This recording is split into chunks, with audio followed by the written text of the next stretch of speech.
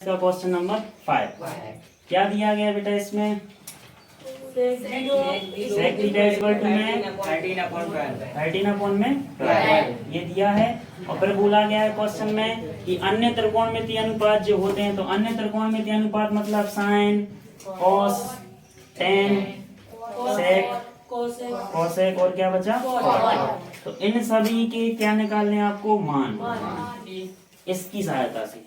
ठीक है, चलो इसका फार्मूला अपन लगा सकते हैं क्योंकि मान तो एक ही दिया है, तो इसी का फार्मूला लगाएंगे इसकी सहायता से। ये सब मान अपन क्या करेंगे, ज्ञात करेंगे। तो सेक थीटा का फार्मूला कर्ण अपॉन में आधार, ये लिखा। इक्वल टू में कितना दिया है, 13/12। तो दो मान आ गए, कर्ण का 13, आधार का 12। एक मान नहीं है अपने पास, काय का, लंब का। उसके लिए अपन एक डायग्राम बना दे रहे हैं यहाँ पे, चित्र समकोण त्रिभुज बनाया। ठीक, और नाम कुछ भी दे सकते हैं क्योंकि थीटा कोण बना है, तो अपन कोण जो थीटा है वो यहाँ बना सकते हैं। सही है ना, चलो नाम देते हैं A B C।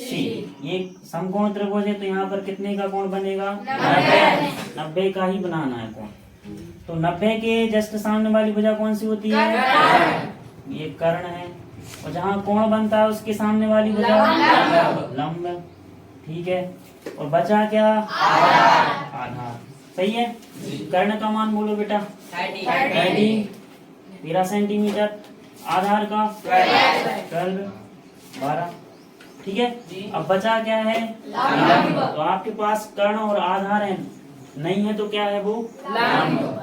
अब क्या करें कि तीसरे का मान आ जाए, पाइथागोरस प्रमेय। तो समकोण त्रिभुज में हमेशा कौन सी प्रमेय लगाई जाती है, तो लिखेंगे चित्र में समकोण त्रिभुज क्या है, ABC। समकोण त्रिभुज ABC क्या लगाने अपन, लिखेंगे पाइथागोरस प्रमेय से। तो पाइथागोरस प्रमेय याद है सबको, क्या होती बोलो,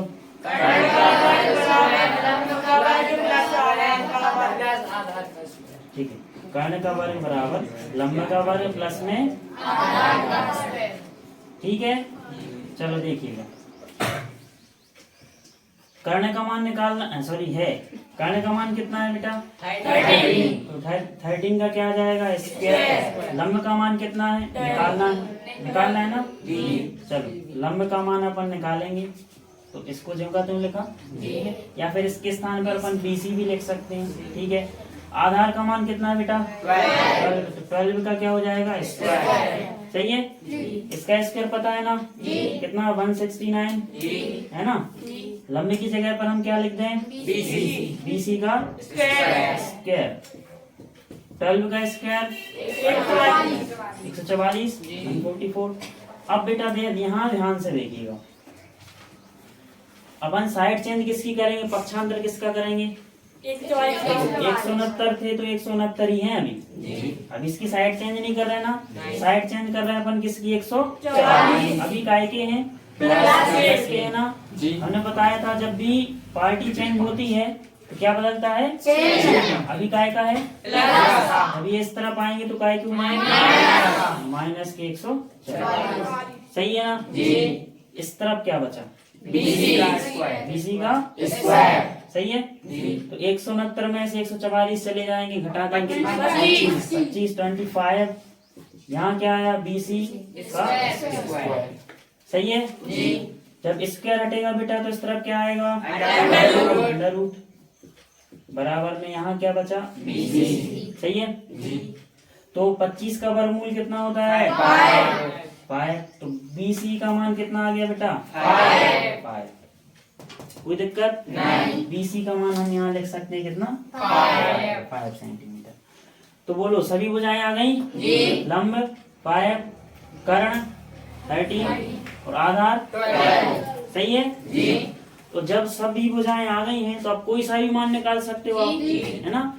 अन्य सभी त्रिकोणमितीय अनुपात जो निकालने थे वो अपन निकाल रहे हैं, यानी साइन, कॉस, टेन, सेक, कोसेक और कॉट, सबके मान निकालें। चलो तो यहाँ लिखेंगे क्योंकि साइन थीटा बराबर, बोलो बेटा क्या होगा, लंब बटे में कर्ण। यहाँ देखिएगा तो sine theta is equal to में लंब का मान कितना है, कर्ण का मान कितना है 13। तो ये अपना क्या आ गया आंसर। बोलो कोई दिक्कत नहीं। चलो तो साइन थीटा का मान आ गया। अब निकालेंगे अपन किसका, कॉस थीटा का। इसी प्रकार cos theta is equal to में फार्मूला पता है,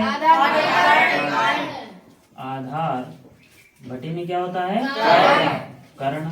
ठीक है, तो cos theta is equal to में आधार का मान कितना है 12 और कर्ण क्या है 13। 12 अपॉन में 13, ये अपना क्या होगा साइन आ गया, कॉस आ गया, अब टेन। तो टेन थीटा का फार्मूला पता है, ठीक है, tan theta is equal to में लंब बटे में आ जाएगा आधार। तो tan theta is equal to में लंब का मान कितना है 5, आधार का मान कितना है 5 अपॉन में 12। ये क्या है अपना आंसर, साइन कॉस टेन। सही है। अब बचा क्या अपना सेक, कॉसेक और कॉट। पहले सेक थीटा, चलो sec theta is equal to में बेटा उल्टा होता ना कॉस का, कर्ण बटे आधार। ऐसे उल्टा कर देंगे सो भी आ जाएगा। देखो साइन का उल्टा कॉसेक, कॉसेक का क्या हो जाएगा 13 अपॉन में 5, उल्टा कर दिया। कॉस का उल्टा सेक, सेक का क्या आएगा 13 अपॉन में 12। 10 का उल्टा कोट का क्या आ जाएगा 12। सही है ना। या फिर ऐसे निकाल दो आप, सेक थीटा का फार्मूला बोलो, कर्ण अपॉन में क्या होता है आधार। चलो ऐसे ही लिखी दे रहे हैं।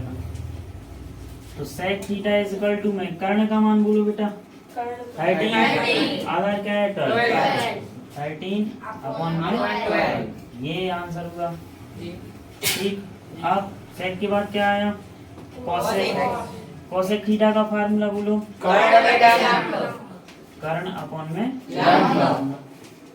Cosec theta is equal to में कर्ण का मान कितना है 13 और लंब का 13 अपॉन में 5। ये आंसर होगा। ठीक, एक और बचा है, क्या बचा कॉट। तो cot theta is equal to में आधार बटे में क्या होता है लंब। तो बोलो बेटा आधार का मान 12 और लंब का 12 अपॉन में 5। तो अपन को क्या था दिया था प्रश्न में कि सेक थीटा का मान में से निकालना नहीं था, ये तो दिया था ना। चलो कोई बात नहीं, सबकी निकल है। ठीक है, तो सेक थीटा का दिया था, इसकी सहायता से अन्य सभी निकालने थे। तो कौन कौन है sine cos tan cosec cot, ये सभी अपने क्या है समझ में आया सबको। क्वेश्चन नंबर 6 में क्या बोला गया है, यदि कोण A और कोण B क्या हो कोण हो तो cos A is equal to में क्या दिया अपन को cos B। तो दिखाइए कि कोण A इज इक्वल टू में कोण B, यही लिखा है। चलो यहाँ पर देखिएगा, तो जो अपन को दिया है सबसे पहले हम वो लिख रहे हैं। क्या दिया है बेटा बोलो, कोण A बराबर कोण, ऐसा नहीं है, इसमें बोला गया बेटा कोण A और कोण B क्या है न्यूकोण। हम लिखेंगे कोण A एवं कोण B दोनों क्या हैं न्यूकोण हैं। कोण A और कोण B क्या है न्यूकोण हैं, ये दिया है। और क्या बोला है क्वेश्चन में, एक बात और दी गई है आपको, है ना, क्या दिया है cos A is equal to में cos B, ये दिया है ना। चलो यहाँ देखिएगा, और फिर बोला क्या दिया है, सॉरी न्यूकोण। चलो फिर cos A is equal to में क्या दिया है cos B, और अपन को क्या दिखाना है कोण A इज इक्वल टू में कोण B, ये सिद्ध करना है। दिखाना मतलब सिद्ध करना, ये चीज आप प्रूफ करिए। ठीक है, क्या लाना है अपन को, चलो हम जो सिद्ध करना हम वो लिख ले रहे हैं। क्या करना है सिद्ध, कोण ए इज इक्वल टू में कोण बी, यही ना। यहाँ देखो बेटा, तो दो न्यून कोण बन रहे हैं, एक ये और एक ये, और सिद्ध करना है आपको ये, है ना। तो अपन अपने हिसाब से कोई भी कोण ले सकते हैं। हम ले रहे हैं समकोण त्रिभुज। कौन सा? समकोण त्रिभुज। बना दें, ये समकोण त्रिभुज हो गया। नाम दे दें इसका, ए बी सी, सही है। ये अपन समकोण मान ले रहे हैं कि 90 अंश का है, तो कोण बी 90 डिग्री। कौन कौन से कोण की बात हो रही बेटा? कोण ए और कोण बी। अब यहाँ पर फिर थोड़ी सी दिक्कत हो जाएगी, क्योंकि कोण बी कैसा है? न्यून कोण। और न्यून कोण क्या कहलाता है? 90 अंश से कम। तो 90 का तो है ही प्रॉपर, कोण बी जो है 90 अंश का है ना। ठीक, तो यहाँ पर हम बी नहीं दे सकते फिर। आ रही बात समझ में? तो यहाँ हम क्या कर दे रहे हैं? सी। यहाँ क्या कर दे रहे हैं? बी। अब सही है। कोण बी, सॉरी कोण ए और कोण बी क्या है? न्यून कोण। सी फिर अपन 90 का ले लो। आ रही बात समझ में? अब जो दिया है वो लिख ले रहे हैं। क्या दिया है आपको? cos A is equal to में cos B, यही ना। चलो यहाँ देखो आप, तो इन्हीं की सहायता से अपन ऐसा कुछ लाएंगे। तो यहाँ क्या कर सकते हो आप? फार्मूला लगा सकते हैं अपन cos थीटा का। बोलो बेटा, cos theta is equal to में आधार बटे कर्ण। अपन में क्या होता है? कर्ण। यहाँ क्या होता? यहाँ पर भी आधार बटे कर्ण होगा, क्योंकि दोनों जगह cos है ना। अब कौन आधार है, कौन कर्ण है, वो भी चेक कर लें अपन, है ना। तो जहां पर 90 अंश का कोण बनता है उसके जस्ट सामने वाली भुजा तो कर्ण होती है। ये कर्ण का तो फिक्स है, ठीक है। अब समस्या ये है, यदि आप कोण ए ले रहे हैं तो उसके लिए फिर अलग होगा लंब, और कोण बी ले रहे हैं तो उसके लिए लंब फिर अलग होगा कि नहीं होगा। अब जैसे मान के चलो हमने कोण ए लिया, अभी कोण बी को भूल जाओ अभी फिलहाल में, क्योंकि डिमांड किसकी है बेटा? ए की ना। तो इस वाले चित्र के लिए आधार क्या होगा? देखो ये क्या होगा? कर्ण। कर्ण होगा ना। ये क्या होगा बेटा? सही है। आधार क्या होगा? एसी ना। तो आधार हम क्या लिखेंगे यहाँ पर? एसी। कर्ण क्या लिखेंगे? एबी। सही है जी। यहाँ आ जाओ। अब कोण बी की बात हो रही है, तो डिमांड किसकी है भाई? कोण बी की। तो अभी ये भूल जाओ फिलहाल में। तो अब बताओ लंब कौन होगा? लंब होगा एसी। आ रही बात समझ में? लंब क्या होगा? एसी। और कर्ण क्या होगा? एबी। एबी।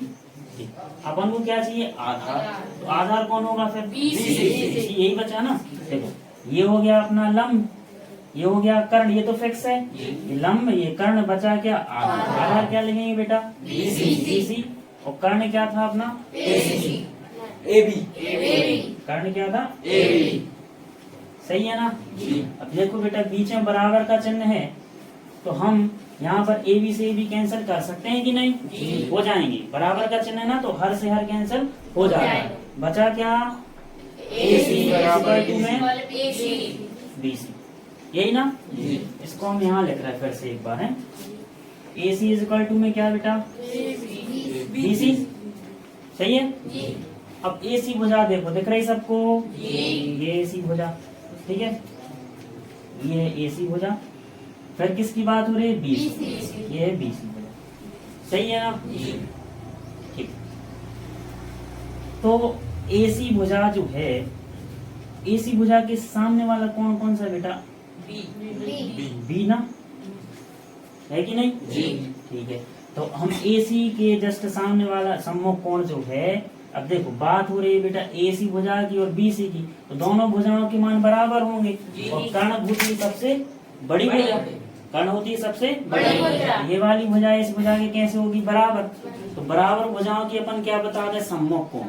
क्या बता दें? सम्मुख कोण। तो एसी भुजा का सम्मुख कोण क्या दिख रहा है बेटा? बी दिख रहा है ना। तो एसी भुजा के स्थान पर हम क्या लिख सकते हैं? कोण बी। सही है। और बीसी भुजा के स्थान पर हम क्या लिख सकते हैं? सी नहीं बेटा, देखो अभी इसका अपन ने सम्मुख कोण देखा, सामने का कोण।